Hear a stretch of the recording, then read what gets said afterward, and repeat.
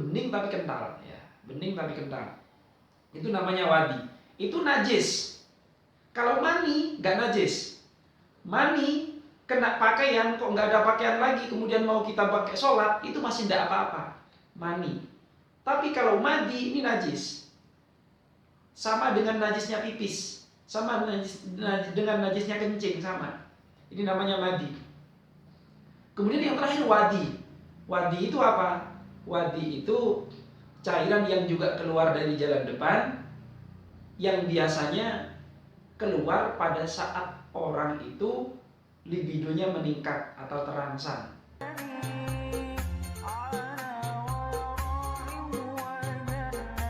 Selamat datang di channel YouTube Santri Indonesia Kreatif.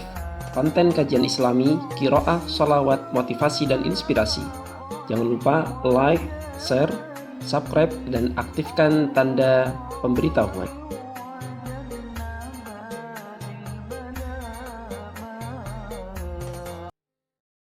Assalamualaikum warahmatullahi wabarakatuh. Ya ayuhal mustami'un rahimakumullah. Di kesempatan kali ini kita lanjutkan kajian fikih dari kitab At-Tadhhib Matan Ghayah wa Takrib karya Imam Abu Suja. Bismillahirrahmanirrahim. Faslun, inilah fasal. Wal istinja'u wajibun minal bauli wal ghaib. Istinja itu wajib bagi orang yang telah buang air besar ataupun buang air kecil. Istinja itu wajib, berarti kalau orang nggak istinja dosa. Apa itu istinja? Membersihkan dan mensucikan.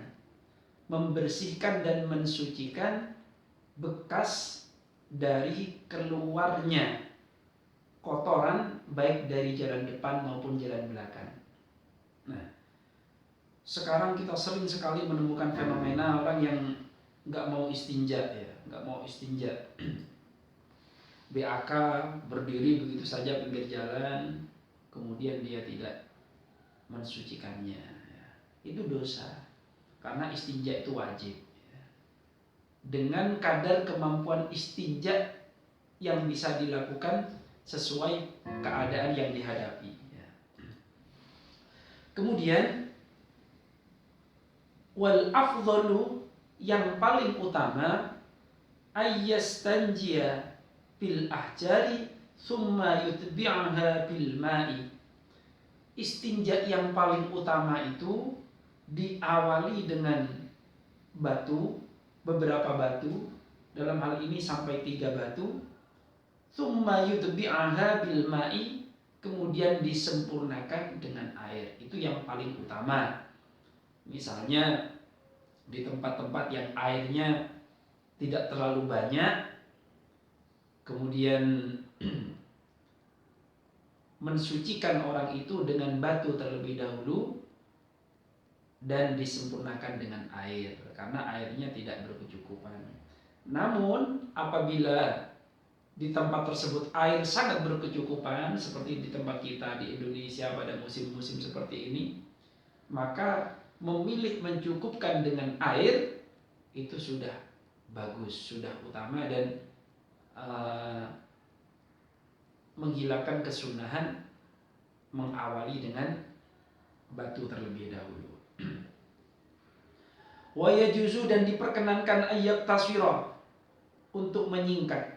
Boleh menyingkatnya alal ma'i, cukup dengan air saja, au ala thalathati ahjarin, atau dengan cukup 3 batu saja. Memilih itu boleh.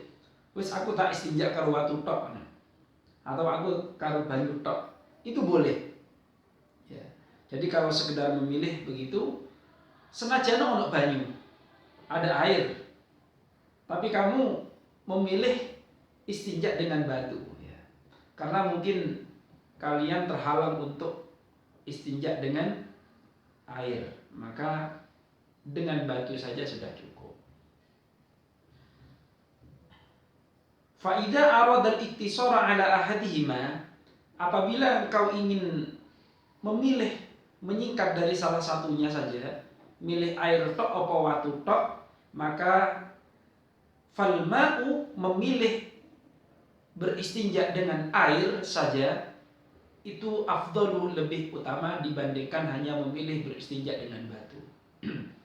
Nah, dalam fikih kontemporer, batu itu bisa dikiaskan dengan benda-benda lain, yaitu benda yang menyerap, ya, padat dan menyerap, kemudian tidak menyebarkan najis dan bisa membersihkan. Dalam konteks ini, misalnya kita punya saudara, famili, orang tua dalam keadaan kesakitan yang sudah tidak mampu ke kamar mandi, maka hajatnya dilakukan di atas ranjang perawatan, ya, di atas tempat tidur perawatan. Maka bagaimana? Kalau mau diistinjai, apakah menggunakan batu? Apakah harus batu? Kalau tidak dengan menggunakan air? Tidak. Fikih kontemporer mengkiaskan batu itu dengan benda-benda yang serupa walaupun tak sama. Contohnya misalnya tisu. Tapi ingat, kalau Anda menggunakan tisu, untuk menghilangkan najisnya itu gunakan tisu kering. Gunakan tisu kering yang berlapis, yang sekiranya tidak tembus sampai ke tangan yang sedang mengistinjai. Menghilangkan ainun najasahnya dengan tisu yang kering, yang digumpalkan begitu. Jangan cuma ambil tisu satu kemudian dilap, ya jangan, belum suci nanti. Nah, dengan tisu yang kering itu dengan sisi-sisi lain yang berbeda. Setelah diambilkan satu, ambil, buang, ambil lagi sampai minimal 3 kali, sampai benar-benar hilang ainun najasahnya, wujud najisnya sampai nggak ada. Maka itu kemudian bisa dikatakan istinja. Ya, sudah bisa dikatakan istinja. Bagaimana kalau mau menggunakan tisu basah? Boleh tisu basah digunakan, tapi sebagai akhiran. Setelah dianggap suci dari istinja yang dengan kering tadi, maka kemudian boleh menggunakan tisu basah. Tidak boleh langsung menggunakan tisu basah kemudian dianggap istinja. Kenapa? Karena tisu basah itu ya basah. Basahnya bukan basahnya air mutlak. Maka ketika dibasuhkan kepada tempat keluarnya kotoran, maka siokianya dia sedang menyebarkan najis, bukan malah mensucikan.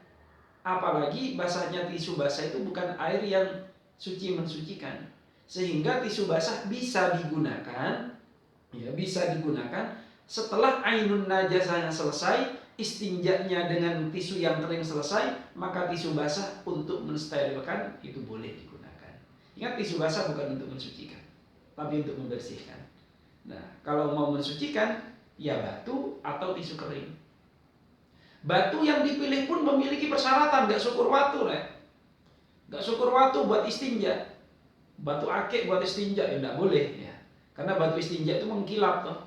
Ketika dilapkan kepada najis, ketika disentuh kepada najis, najisnya nggak nempel, nggak malah menyerap, ya, malah menolak. Maka batu yang dimaksud adalah batu yang sekiranya bisa menyerap cairan dan bisa dibuat untuk menghilangkan kotoran.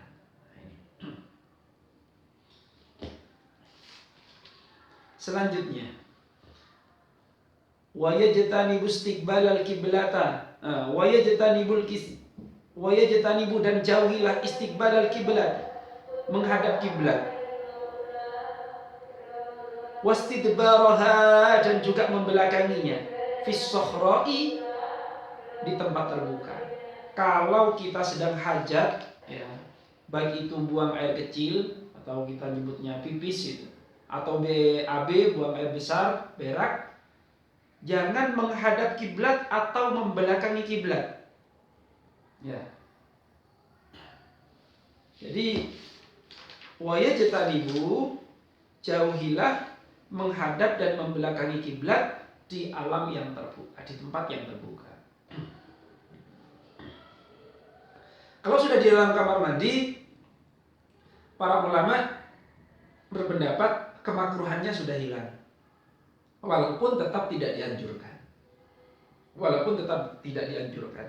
Sebaiknya walaupun kita buat kamar mandi, jangan sampai kamar mandi itu tempat nongkrongnya itu, WC-nya itu, kalau bisa jangan sampai menghadap atau membelakangi kiblat. Wa yajtanibul baula wal ghaidi fil ma'ir rakidi. Hindari Anda semua, kita semua, buang air besar atau buang air kecil hajat di tempat yang ada air tergenang. Misalnya di sungai, sungainya sudah nggak mengalir, ada air terdiam di situ. Jangan, kita dilarang untuk BAB atau BAK terhadap air tersebut. Karena kita nggak tahu, siapa tahu ada orang safar yang membutuhkan air tersebut pas lewat kemudian butuh cuci muka, atau orang sekitarnya yang memang menggunakan air itu sebagai air kehidupan untuk memenuhi kebutuhan sehari-hari misalnya. Maka kita tidak boleh, dosa hukumnya kalau kita sampai BAK atau BAB di tempat air yang tergenang. Air yang tergenang dimaksud bukan genangan yang dibuat ya. Kalau ada jamban model dulu, airnya menggenang, ya tidak apa-apa, sudah fungsinya jamban. Air yang menggenang maksudnya yang memungkinkan air itu dimanfaatkan atau digunakan oleh orang lain.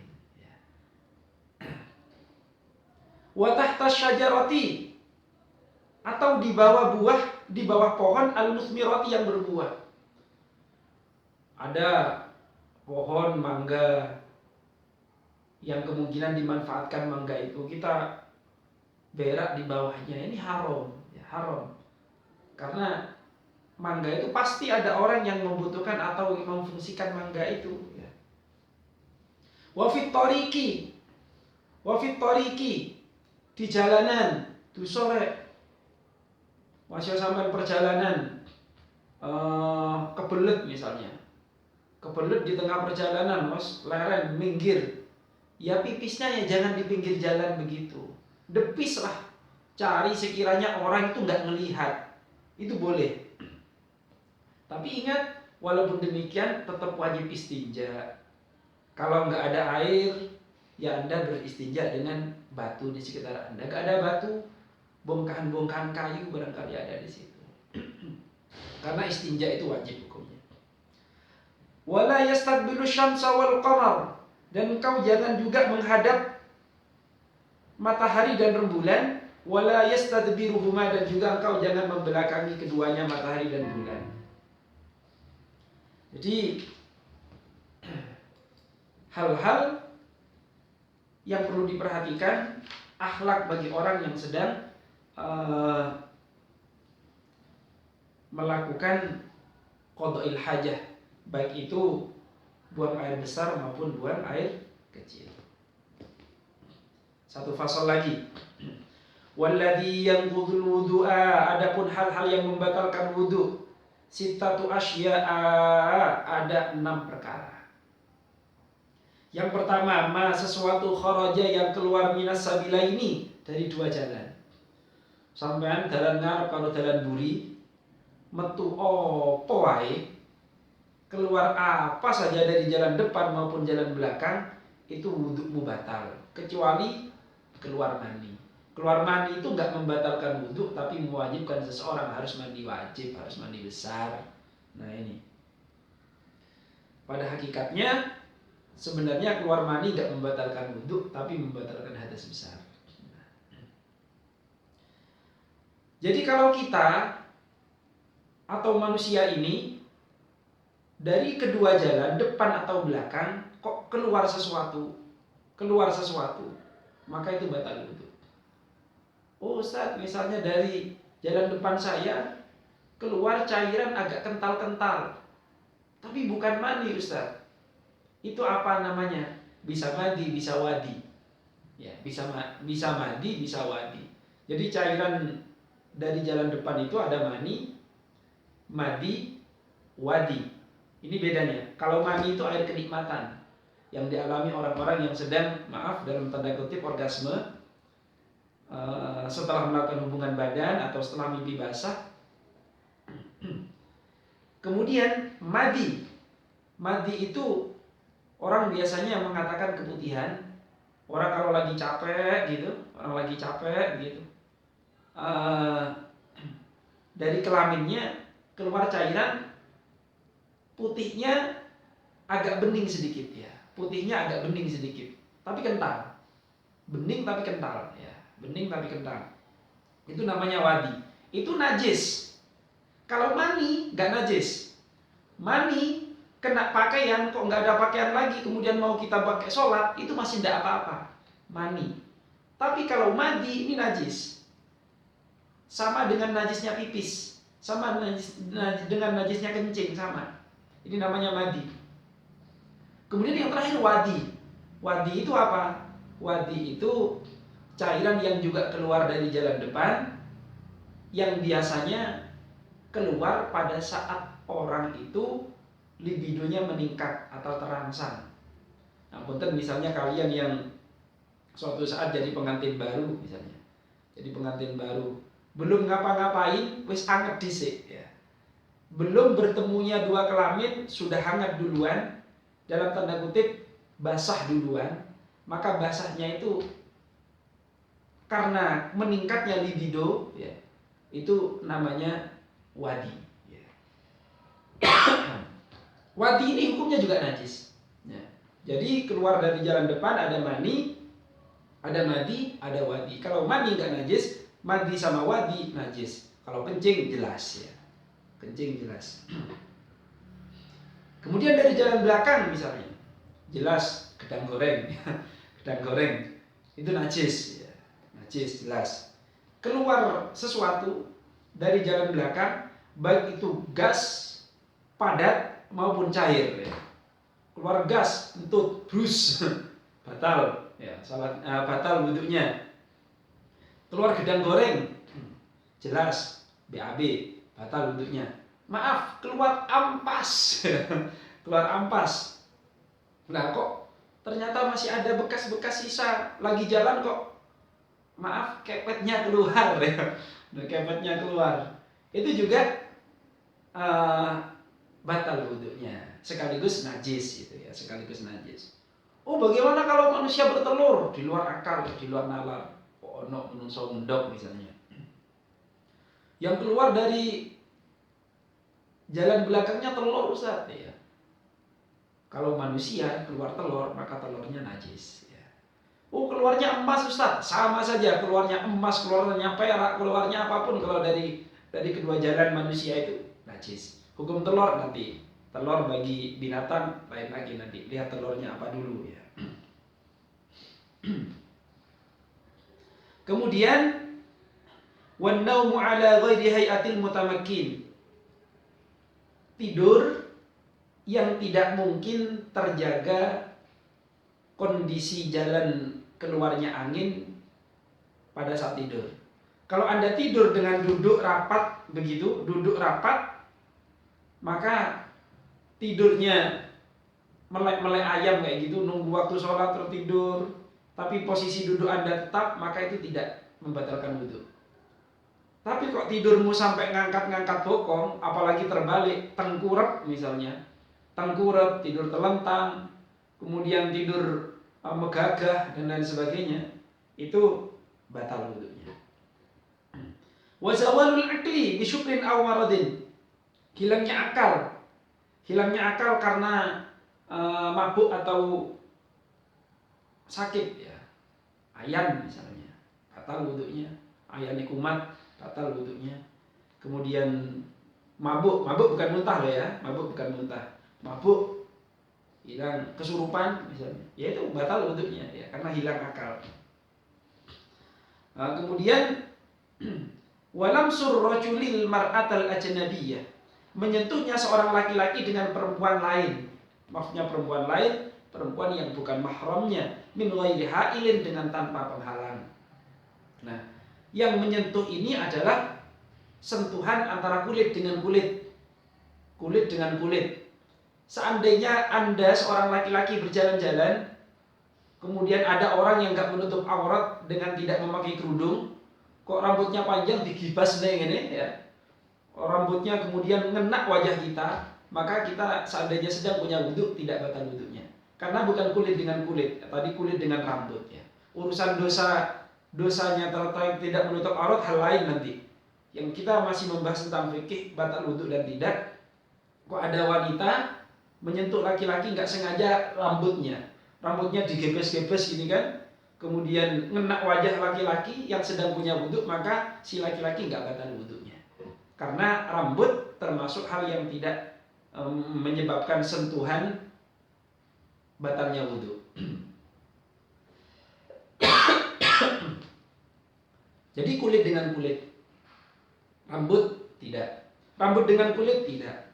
Rambut dengan kuku sebenarnya tidak. Kalau urusan wudhu, kuku dengan kuku enggak sebenarnya. Kuku dengan kuku, tulang enggak. Tapi ya lapor. Ini sentuhan, dosa lain itu. Dosa syahwat itu nantinya. Tapi perkara wudhu, kuku dengan kuku tidak. Kemudian tulang dengan tulang juga tidak. Gigi misalnya, gigi sentuh giginya. Kalau nggak nyentuh kulit sama sekali, tidak batal. Akan tetapi dosa lain berkaitan dengan syahwat itu nantinya. Ya. Yo ngapo lo masuk gak batal wudhu, kini tak ngodek untune ya, lapo ya itu dosa ya tetap. Tapi berkaitan dengan hukum wudhu tidak batal. Masul farjil adami bi batinil kafi, menyentuh farjinya anak cucu Adam dengan telapak tangan.